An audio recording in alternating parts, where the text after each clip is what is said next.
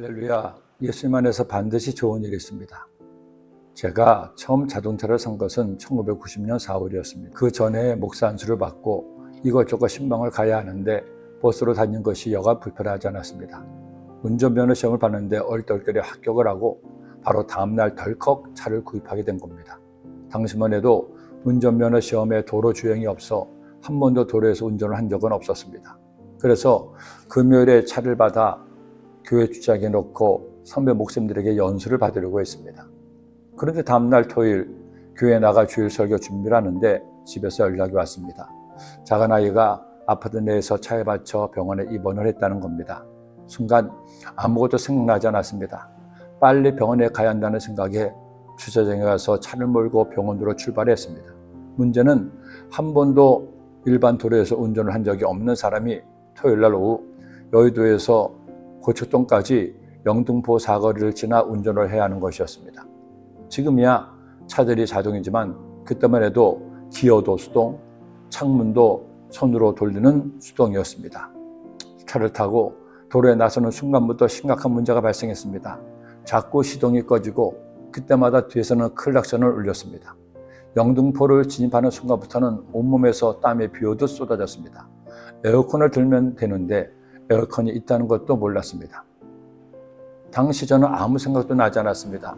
주변의 눈치를 볼 수도 없었죠. 빨리 사고가 난 아이에게 가야 한다는 생각뿐이었습니다. 다행히 하나님께서 함께 운전대를 잡아주셔서 1시간이 넘게 걸렸지만 무사히 병원에 도착할 수 있었습니다. 서둘러 병원 로비에 들어선 순간 깜짝 놀랐습니다. 사고 났던 아이가 로비에서 뛰어다니고 있는 것이죠. 감사하게도 차에 받쳐 아이가 공중에 떠서 떨어졌다고 하는데 아무런 내상도 외상도 없었습니다. 너무너무 하나님께 감사했습니다. 정신을 차리고 보니 다시 차를 가지고 집에 가야 되는데 자신이 없었습니다. 내가 어떻게 차를 가지고 올 생각을 했는지 이것이 아버지의 마음이라는 생각이 들었죠. 부모는 자식에게 영원한 내 편입니다. 잘하든 못하든 잘났든 못났든 부모는 평생 자식을 사랑할 수밖에 없습니다. 하나님께서 그렇게 만들어 놓으셨기 때문입니다. 그런데 우리에게는 내 부모보다도 나를 더 사랑하는 분이 있습니다. 얼마나 나를 사랑하시는지 나를 대신해서 당신의 목숨마저 주신 분이죠. 바울은 그분만 생각하면 아무리 힘들어도 참을 수 있었습니다. 아무리 무서워도 이겨낼 수가 있었습니다. 그러게 그는 이렇게 고백했습니다.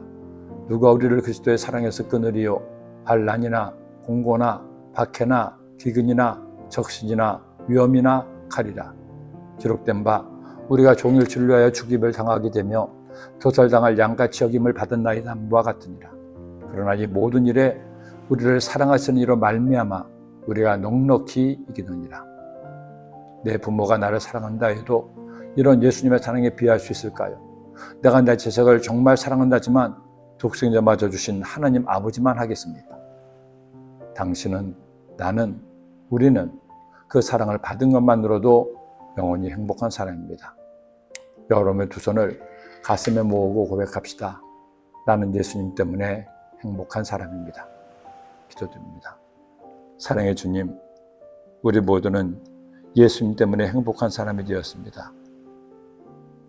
예수님의 목숨을 건 사랑을 받아 그 사랑을 먹고 그 사랑의 힘으로 주님의 자녀 되었으니 얼마나 감사한지요. 이제는 우리도 주님을 사랑하며 살게 하여 주옵소서. 예수님의 이름으로 기도드립니다. 아멘.